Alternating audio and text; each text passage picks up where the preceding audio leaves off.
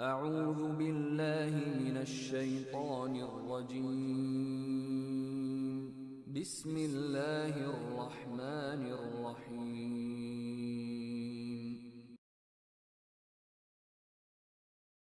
الحمد للہ رب العالمین والصلاة والسلام علی رسول اللہ وعلی آلہ واصحابہ اجمعین، اما بعد۔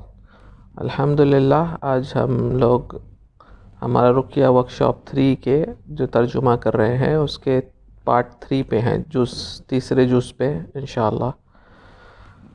اس میں جو حدیث ہے ابن حبان کی حدیث ہے، ماں عائشہ رضی اللہ تعالیٰ عنہ سے روایت ہے کہ نبی صلی اللہ علیہ وسلم گھر میں داخل ہوئے اور ایک عورت تھی جس پہ ماں عائشہ رضی اللہ تعالیٰ عنہ جس کا علاج کر رہی تھی یا ان پر رقیہ کر رہی تھی، تو آپ صلی اللہ علیہ وسلم نے فرمایا کہ اس کا علاج کرو اللہ کی کتاب سے۔ تو یہ حدیث ابن حبان میں ہے۔ تو اس حدیث سے ہم کو کیا باتیں ملتی ہیں؟ سب سے پہلا نقطہ کہ الحمدللہ اس سے ہم کو یہ بات ملتی ہے کہ آپ کو رقیہ کرنے کی اجازت ہے، آپ رقیہ کسی پر کر سکتے ہیں۔ دوسرا بینیفٹ، دوسرا فائدہ یہ ملتا ہے کہ کوئی بھی عورت جو ہے، گھر کی لیڈیز جو ہے، وہ کسی اور کا علاج کر سکتی ہے۔ یہاں ماں عائشہ رضی اللہ تعالیٰ عنہ خود علاج کر رہی تھی کسی دوسری عورت کا، تو اس میں اجازت مل گئی کہ ایک عورت بھی رقیہ کر سکتی ہے۔ لیکن اس میں ایک کنڈیشن رکھیں گے، ایک شرط رکھیں گے فقہ کے حساب سے کہ عورتیں جو ہے وہ رقیہ جب کر رہی ہیں تو وہ اپنے گھر کے مردوں کا بھی رقیہ کر سکتی ہیں، اپنے بچوں کا رقیہ کر سکتی ہیں، اپنے گھر والوں کا رقیہ کر سکتی ہیں، اپنی کوئی سہیلی ہے یا کوئی اور عورت ہے جس کو جو علاج کے لیے آ رہی ہے، اگر وہ اس کے گھر میں آ رہی ہے تو وہ کر سکتی ہے۔ تو عورتیں جو ہیں وہ رقیہ تو کر سکتی ہیں۔ تو اس کے تعلق سے ایک شرط، کنڈیشن یہ مناسب سمجھتے ہیں استاد نے جسے بتایا کہ عورتیں جو ہے وہ اپنے گھر میں رقیہ کرے، اپنے گھر والوں پر رقیہ کرے، اپنے شوہر پر کرے، اپنے بچوں پر کرے، یا کسی اپنے بھائی پر کریں، یا اپنی جو ہے سہیلیاں اگر ان کے گھر میں جو عورتیں آ سکتی ہیں ان پر رقیہ کر سکتی ہیں، کوئی حرج نہیں۔ لیکن عورتیں جو ہیں وہ عام جو ہے رقیہ کے تعلق سے لوگوں کے گھر پہ جا کے جو ٹریٹ کرنے لگ جائیں، اور اس طرح سے نہیں ہونا چاہیے۔ یہ نہیں ہو کہ کیونکہ وہ اپنے آپ کو ایک ڈینجر کو ایکسپوز کریں گے جب وہ باہر جائیں گی، کیونکہ کئی بار جن جو ہوتے ہیں، کچھ جن ہوتے ہیں، منیمل بہت کم کیسز ہوتے ہیں، لیکن کبھی کبھی جن جو ہوتا ہے وہ وائلنٹ ہوتا ہے، تو وہ ہاتھ پیر چلائے یا اس طرح کی چیز کرے۔ تو جب عورت ہے وہ کسی اور کے گھر میں ہے تو غیر محرم ہوں گے، وہاں کیا ہوگا نہیں ہوگا، تو یہ مناسب نہیں ہے کہ عورتیں جو ہیں وہ لوگوں کے گھروں پہ جا کے رقیہ کریں۔ مناسب ہے کہ اپنے گھر میں کرے، اپنے رشتہ داروں پہ کرے، اپنے گھر والوں پہ کرے، جیسا کہ ماں عائشہ رضی اللہ تعالیٰ عنہ اپنے گھر میں کسی عورت پر رقیہ کر رہی تھی۔ لیکن ساتھ ہی ہم یہ بھی کہیں گے کہ عورت اگر اس کا شوہر جو ہے یا اس کا کوئی محرم، اس کا بھائی جو ہے، وہ اگر کسی پر رقیہ کر رہا ہے، تو کئی بار ایسا ہوتا ہے کہ اگر کیس جو ہے، پیشنٹ جو ہے وہ کوئی لیڈیز ہے، تو اگر یہ جو عورت ہے وہ اپنے بھائی کو یا اپنے شوہر کو ہیلپ کرنا چاہتی کہ وہ کسی لیڈیز پر رقیہ کر رہا ہے، تو وہ اس کے ساتھ جا رہی ہے اور وہ اس کو ہیلپ کرے تاکہ کبھی اگر وہ لیڈیز کا نقاب ہٹ جائے یا کوئی ایسی بات ہو جائے تو وہ عورت جو ہے وہ ہیلپ کرے، سپورٹ کرنے میں۔ تو یہ بہت ہی اچھی بات ہے، اس میں کوئی حرج نہیں۔ سپورٹنگ رول رقیہ میں عورت ڈیفینیٹلی پلے کر سکتی ہے، اپنے گھر والوں پہ وہ خود رقیہ کر سکتی ہے، لیکن خود انڈیپینڈنٹلی لوگوں کے گھروں پہ جا کر رقیہ کرے، یہ مناسب نہیں۔ تو ماں عائشہ رضی اللہ تعالیٰ عنہ کئی دوسری حدیثوں میں بھی آتا ہے کہ وہ آپ صلی اللہ علیہ وسلم پر بھی دم کیا کرتی تھی، تو یہ بھی ملتا ہے کہ اپنے گھر والوں پر عورت جو ہے وہ اس سے بھی دلیل مل جاتی ہے ہم کو۔ اور نیکسٹ جو پوائنٹ ہے، اس میں اللہ کے نبی صلی اللہ علیہ وسلم نے جب دیکھا ماں عائشہ رضی اللہ تعالیٰ عنہ علاج کر رہی ہے، رقیہ کر رہی ہیں کسی عورت کا، آپ صلی اللہ علیہ وسلم نے فرمایا کہ اس کا علاج کرو اللہ کی کتاب سے۔ آپ صلی اللہ علیہ وسلم نے کیا حکم دیا؟ اس کا علاج کرو اللہ کی کتاب سے۔ آپ صلی اللہ علیہ وسلم نے فرمایا کہ اس کو کستل ہندی دو، اس کو زیتون کا تیل اور یہ اور وہ مسالے یہ چیزیں الاؤڈ ہیں، لیکن کچھ لوگوں نے رقیہ میں ان چیزوں کو اصل بنا لیا ہے کہ اگر آپ کو ان چیزوں کا علم نہیں ہے کہ بھائی کستل ہندی کو کیسے یوز کرنا ہے، سنا کے پتوں کو کیسے یوز کرنا ہے، زیتون کے تیل کو کیسے یوز کرنا ہے، تو آپ رقیہ نہیں کر سکتے. تو یہ غلط ہے سمجھ. اللہ کے نبی صلی اللہ علیہ وسلم نے حکم دیا کہ آپ اللہ کی کتاب سے رقیہ کرو. اگر آپ کو سورہ فاتحہ پڑھ کے دم کرنے آتا ہے، اگر آپ کا کنیکشن، آپ کا دل اللہ سے جڑا ہوا ہے، آپ کو یقین ہے کہ یہ اللہ کی کتاب جو ہے اس سے شفا ہوگی، تو آپ رقیہ ابھی کر سکتے ہیں. صرف سورہ فاتحہ پڑھنے آپ کو آتی ہے. آپ کو کوئی ضرورت نہیں ہے آپ کو کستل ہندی پتہ ہو، کہ آپ کو سنا کے پتے پتہ ہو، کہ آپ کے بیرو کے پتوں کا استعمال پتہ ہو. یہ چیزیں کا استعمال جائز ہے. کیوں؟ طبی نقطہ نظر سے، کہ میڈیکل جس طرح ہوتا ہے کہ دوائی کے طور پہ ان چیزوں سے فائدہ ہوتا ہے علاج میں، تو ان چیزوں کا بھی استعمال آپ کر سکتے ہیں اگر آپ کو پتہ ہے. لیکن اگر نہیں پتہ ہے تو آپ یہ نہیں کہہ سکتے کہ بھائی وہ کیسے علاج کرے گا، ان کو تو پتہ ہی کچھ نہیں ہے، صرف سورہ فاتحہ پڑھ کے، صرف معوذتین پڑھ کے علاج نہیں ہوتا. تو یہ غلط سمجھ ہے آپ کی. اگر بندہ صرف سورہ فاتحہ پڑھنا بھی جانتا ہے تو وہ بھی اپنا علاج یا اپنے گھر والوں کا علاج ڈیفینیٹلی کر سکتا ہے انشاءاللہ.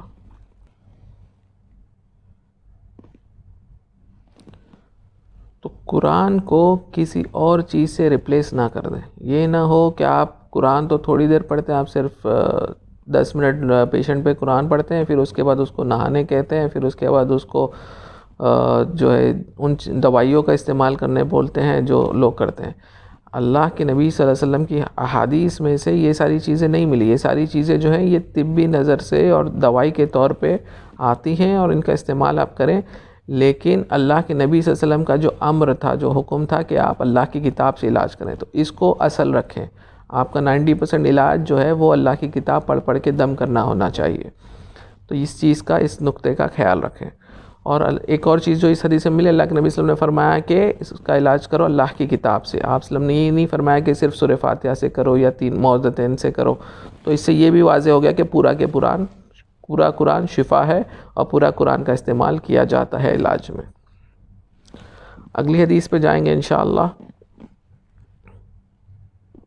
ابو امامہ رضی اللہ تعالیٰ عنہ جو ہے راوی ہیں، وہ کہتے ہیں کہ رسول اللہ صلی اللہ علیہ وسلم کو فرماتے ہوئے سنا انہوں نے کہ قرآن پڑھا کرو. کیا حکم دے رہے نبی صلی اللہ علیہ وسلم کو؟ قرآن پڑھا کرو، کیونکہ وہ قیامت کے دن اصحاب قرآن کا سفارشی بن کر آئے گا. 2 روشن چمکتی ہوئی صورتیں البقرہ اور آل عمران پڑھا کرو، کیونکہ وہ قیامت کے دن اس طرح آئیں گی جیسے وہ 2 بادل یا 2 صائبہ ہو، یا جیسے وہ ایک سیدھ میں اڑتے پرندوں کا ریوڑ ہوں. وہ اپنی صحبت میں پڑھنے والوں کی طرف سے دفاع کریں گی. سورہ بقرہ پڑھا کرو، کیونکہ اسے حاصل کرنا باعث برکت ہے اور اسے ترک کرنا باعث حسرت ہے، اور باطل پرست یعنی جادوگر اس کا مقابلہ نہیں کر سکتے.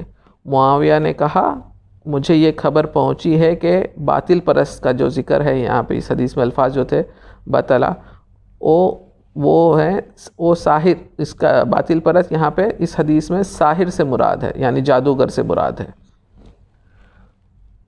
تو اس حدیث سے ہم کو جو ہے قرآن پڑھنے کی وہ ترغیب ملی، اور یہ بھی ملا کہ ہم رقیہ میں سورہ بقرہ پڑھا کریں. سورہ بقرہ پڑھنے کی جو فضیلت اللہ کے نبی صلی اللہ علیہ وسلم نے فرمائی کہ یہ باعث برکت ہے، یعنی یہ پڑھنے سے برکت آتی ہے. یہ پڑھنے سے، یہ اس کے چھوڑ دینے سے، اگر جو نہیں پڑھتے ہیں، جس گھر میں نہیں پڑھی جاتی وہاں حسرت آتی ہے، اور جادوگر اس کا مقابلہ نہیں کر سکتے. تو یہ 3 نقطے سورہ بقرہ کے تعلق سے بہت امپورٹنٹ ملے. تو رقیہ میں ہم کو اکثر پیشنٹس کو سورہ بقرہ پڑھنا چاہیے. اب سورہ بقرہ جو ہے وہ اگر آپ مکمل نہیں پڑھ سکتے، آپ کے پاس کم ٹائم ہے، تو کیا پڑھیں گے آپ؟ تو سورہ بقرہ کا جو بیسٹ حصہ ہے، بیسٹ آیت اس میں کون سی ہے؟ آیت الکرسی. تو اگر آپ کے پاس وقت نہیں ہے پورے سورہ بقرہ پڑھنے کا، آپ کم از کم آیت الکرسی پڑھیں گے، آپ کم از کم آیت الکرسی کے ساتھ سورہ بقرہ کے آخری 2 آیت آمن الرسول سے لے کے وہ پڑھیں گے. تو یہ چیزیں اگر وقت کم ہے تو. لیکن آئیڈیلی سب سے بہتر تو یہی ہوگا کہ پوری کی پوری سورہ بقرہ جب آپ رقیہ کر رہے ہیں، رقیہ کی نیت سے پڑھیں تو وہ پیشنٹ پہ پڑھی جائے. اور استاد نے فرمایا کہ ان کے جو استاد تھے شیخ علی بن غازی التویجری، وہ کہتے ہیں کہ سورہ بقرہ جیسی کوئی چیز نہیں، رقیہ میں پڑھنے کے لیے سورہ بقرہ جیسی کوئی چیز نہیں. جس کو نارمل بیسک رقیہ سے، یعنی آپ سورہ فاتحہ پڑھیں، آیت الکرسی، آمن رسول، تینوں کل، یہ سارا کچھ پڑھ رہے ہیں، اور بھی جو آیتیں آپ کو علم ہے آپ پڑھ رہے ہیں، اس سے اگر فائدہ نہیں ہو رہا ہے تو اس کو آپ کہیں کہ سورہ بقرہ، یہ شیخ علی کی ہدایات ہے، وہ کہہ رہے ہیں کہ اس کو آپ کہیں کہ دن میں 3 بار سورہ بقرہ کو مکمل پڑھے، صبح دوپہر شام 3 ٹائم، تو انشاءاللہ تعالیٰ اس کو ڈیفینیٹ فائدہ ہوگا. اور شیخ علی خود کے کسی اور موقع پہ انہوں نے کہا کہ ان کے پاس کوئی بھی جو رقیہ کا کیس آیا ہے اس میں 7 دن سے زیادہ علاج میں نہیں لگے. اب الحمدللہ ڈیفینیٹلی فائدے سے شیخ علی جو ہیں وہ عقیدے کے ٹیچر ہیں، یعنی ان کا عقیدہ کتنا مضبوط ہوگا، ان کا ایمان کتنا، توکل کتنا مضبوط ہوگا. اس کے ساتھ ہی ساتھ وہ مدینہ میں ہے، مدینہ المنورہ ایک بلیسڈ لینڈ ہے، برکت والی جگہ ہے، اور وہ مدینہ یونیورسٹی میں استاد ہیں، تو جگہ مبارک ہے، اور اللہ کا کلام ان کو حافظ قرآن ہے. تو وہ سورہ بقرہ جب پڑھ رہے ہیں پیشنٹ کے اوپر تو ڈیفینیٹلی اتنا زیادہ وقت نہیں لگے گا علاج میں، لیکن ہم اور آپ کو اس سے زیادہ وقت لگ سکتا ہے. تو لیکن جب تک ہم کو کامل شفا نہیں مل رہی ہے، ہم کو جو ہے محنت کرتے رہنا ہے. اور ایک اور بینیفٹ جو ملا اس میں کہ کوئی شک نہیں کہ اسپیشلی جادو کے کیس، جہاں جادو کا مسئلہ ہے وہاں پہ سورہ بقرہ پڑھنا ہی پڑھنا چاہیے، کیونکہ یہاں پہ حدیث میں خاص کر کے جادوگر کا ذکر آیا ہے کہ جادوگر سورہ بقرہ کو نہیں ٹکرا سکتا اس سے. تو آپ جو بھی جادو کا کیس ہے اس میں فائدہ نہیں ہو رہا ہے، نارمل رقیہ کر کے آپ دن میں 2 بار 3 بار جتنی بار ہو سکے سورہ بقرہ پیشنٹ پہ پڑھنا شروع کر دیں. اچھا، دوسرے جو ہے کوئی پیشنٹس ہیں جو سورہ بقرہ مکمل نہیں پڑھ پاتے، تو کیا کریں ہم؟ نہیں آپ کو پڑھنا ہی پڑے گا. نہیں ایسا نہیں ہے. اللہ کے نبی صلی اللہ علیہ وسلم نے جہاں دوسری حدیث میں فرمایا کہ آپ آسانی پیدا کرو، لوگوں کے لیے مشکل پیدا مت کرو. تو جو شخص پوری سورہ بقرہ ایک بار میں نہیں پڑھ پا رہا ہے، وہ 2 سے 3 بار میں دن میں کمپلیٹ کر لے ایک بار سورہ بقرہ. جو ایک دن میں نہیں پڑھ پا رہا ہے وہ 2 سے 3 دن میں کم از کم ایک بار سورہ بقرہ کمپلیٹ کر لے، کیونکہ وہ بھی تو حدیث آتی ہے کہ جس گھر میں سورہ بقرہ پڑھی جائے 3 دن تک شیاطین داخل نہیں ہوتے. تو کم از کم انسان جو ہے وہ پیشنٹ یہ کوشش کرے کہ وہ 3 دن میں ایک بار مکمل سورہ بقرہ کو پڑھ لیا کرے. تو اس طرح سے شروع کریں. لیکن اگر اس کے بعد بھی آپ کا فائدہ بہت سلو ہو رہا ہے، آپ کا ٹریٹمنٹ سلو ہو رہا ہے، آپ کو بینیفٹ اتنا نہیں آ رہا ہے، تو پھر تو آپ کو اپنا جو ہے جو ریسائٹیشن آپ کر رہے ہیں، جو قرات آپ کر رہے ہیں، آپ کو بڑھانا پڑے گا. یعنی اگر آپ 3 دن میں ایک بار پڑھیں اس کی بجائے آپ 1 دن میں ایک بار پڑھیں، تو کوشش کریں جتنا زیادہ آپ پڑھیں گے اتنا زیادہ آپ کا انشاءاللہ فائدہ ہوگا. اگلا امپورٹنٹ پوائنٹ ہے کہ آپ جو بھی پڑھیں، سورہ بقرہ پڑھیں، سورہ فاتحہ پڑھیں، آپ اس کو کیسے پڑھیں. کئی بار پیشنٹس آتے ہیں بولتے ہیں میں دن میں 2 بار سورہ بقرہ پڑھتا ہوں. بولے اچھا دن میں 2 بار پڑھتے ہیں، صبح اور شام. بولے اچھا تو کتنا وقت لگتا ہے آپ کو سورہ بقرہ؟ بولے میری آدھے گھنٹے میں ہو جاتی ہے. آدھے گھنٹے میں آپ کی سورہ بقرہ پڑھ کے ہو جاتی ہے، 2.5 پارے پڑھ کے ہو جاتے ہیں. یعنی آپ نے جو پڑھنا ہے اس کو ویسے پڑھا ہی نہیں جیسے پڑھنا ہے. استاد کہتے ہیں کہ مجھے کم از کم سورہ بقرہ پڑھنے میں 1.25 گھنٹہ لگتا ہے. قرآن میں دیکھتے ہوئے بھی جب میں پڑھوں تو بھی 1.25 گھنٹہ لگتا ہے، اور اگر میں مد کو لمبا نہیں کروں تو 1.25 گھنٹہ لگتا ہے.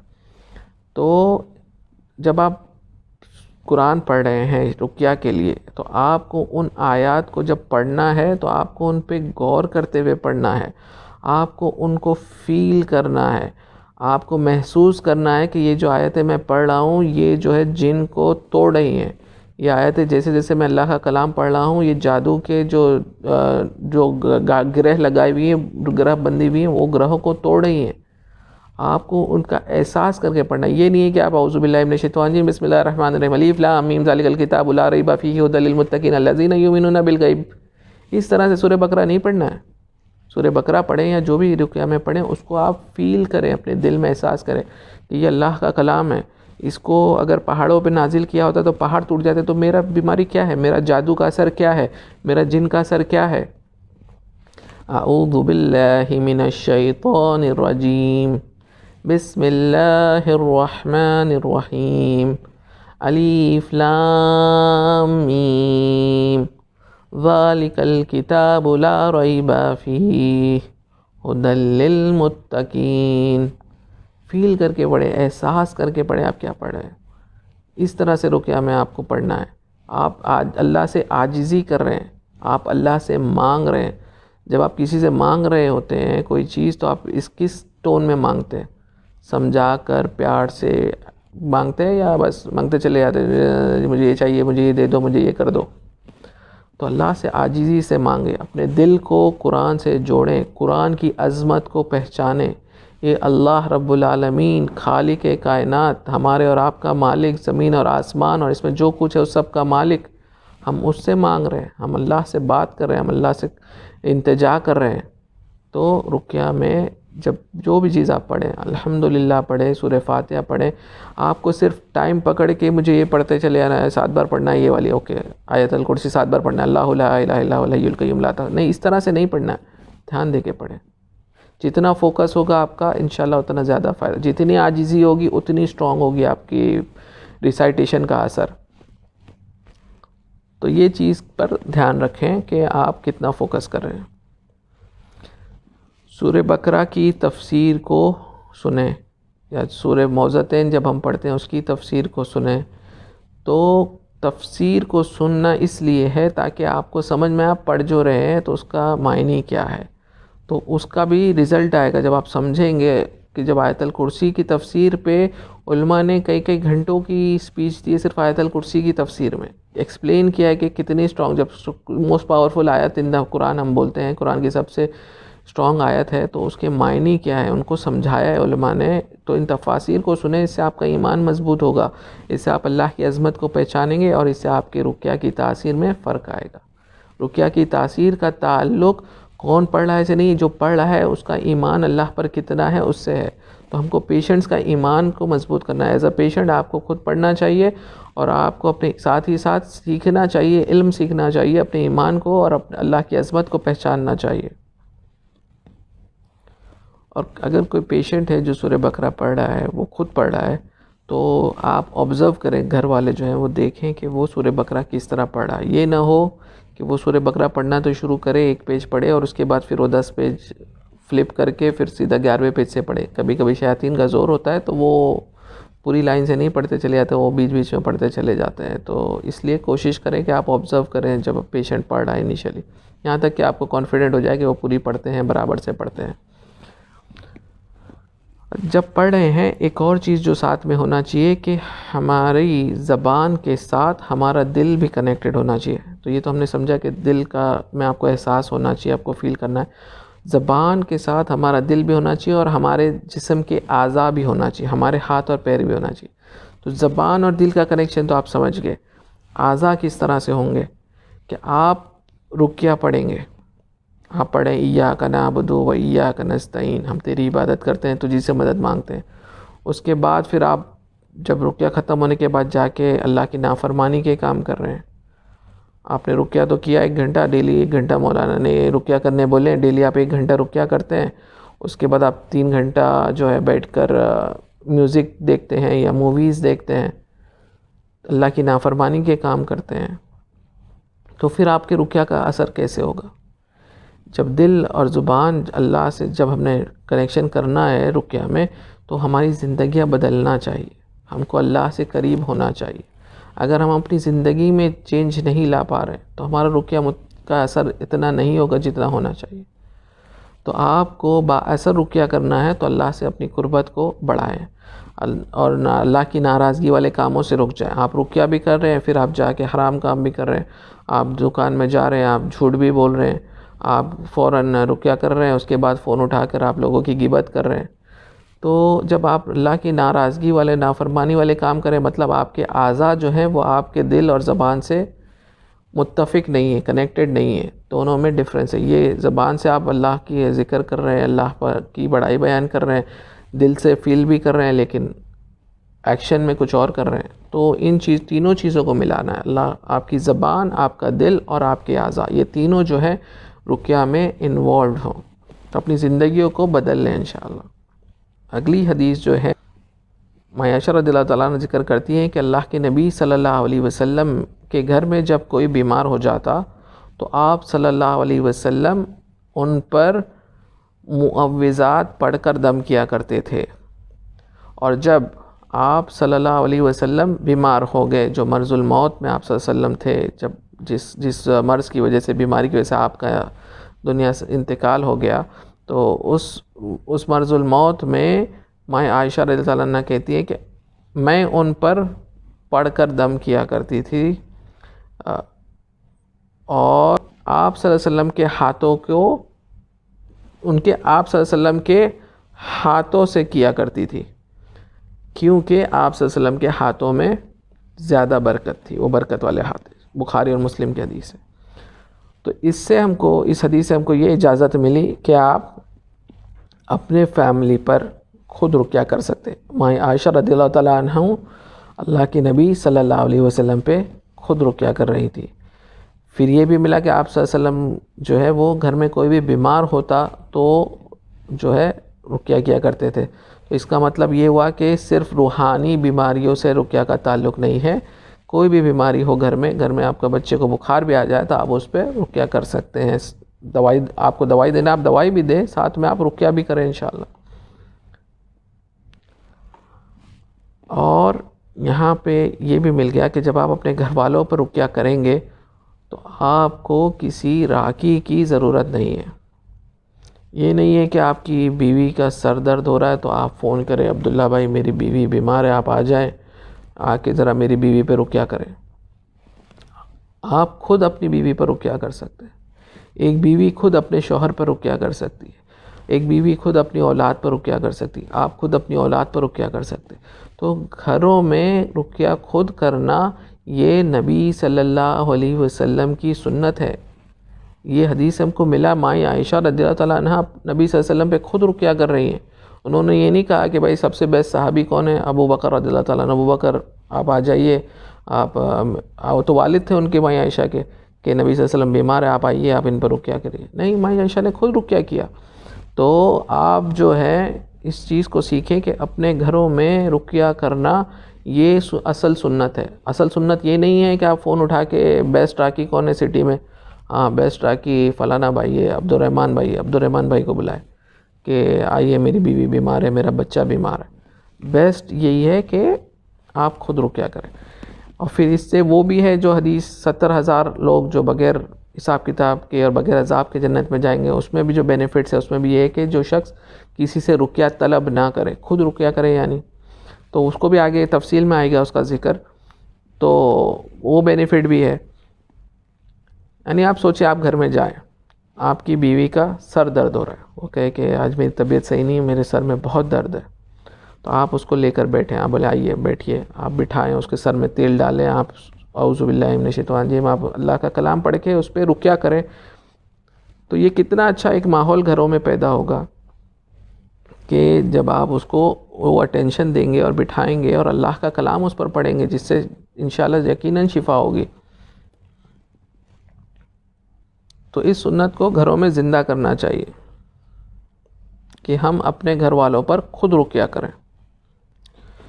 اس حدیث میں جو لفظ آیا ہے وہ ہے جو انگلش میں ہے کہ بلو اوور دیم، یعنی نبی صلی اللہ علیہ وسلم جو ہے وہ پھونکتے تھے ہاتھوں پہ کر کے دم کر، یا پیشنٹ کے اوپر پھونکتے تھے۔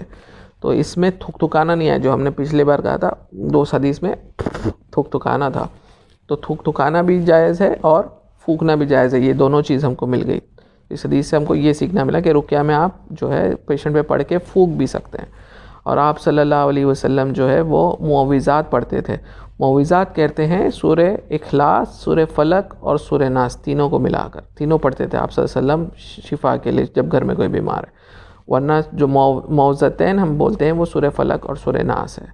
تو اکثر جو ہے سورہ فلق اور سورہ ناس ہم لوگ پڑھتے ہیں کب؟ جب مسئلہ جن کا ہے، جادو کا ہے، تو ہم لوگ ان دو پہ بہت زیادہ تاثیر دیتے ہیں، کیونکہ یہ دو اتاری گئی ہیں جن جادو کے تعلق سے. تو اس کی معنی کو بھی جب آپ سمجھیں گے تو اس میں سورہ فلق اور سورہ ناس بہت امپورٹنٹ ہے رقیہ میں، جب اس کا مسئلہ جن اور جادو سے ہے. اور جب گھر دوسری بیماریاں ہیں تو آپ ساری چیزیں پڑھ سکتے ہیں، سورہ فاتحہ ہیں اور معوذات پڑھ سکتے ہیں جیسے اس حدیث میں آیا.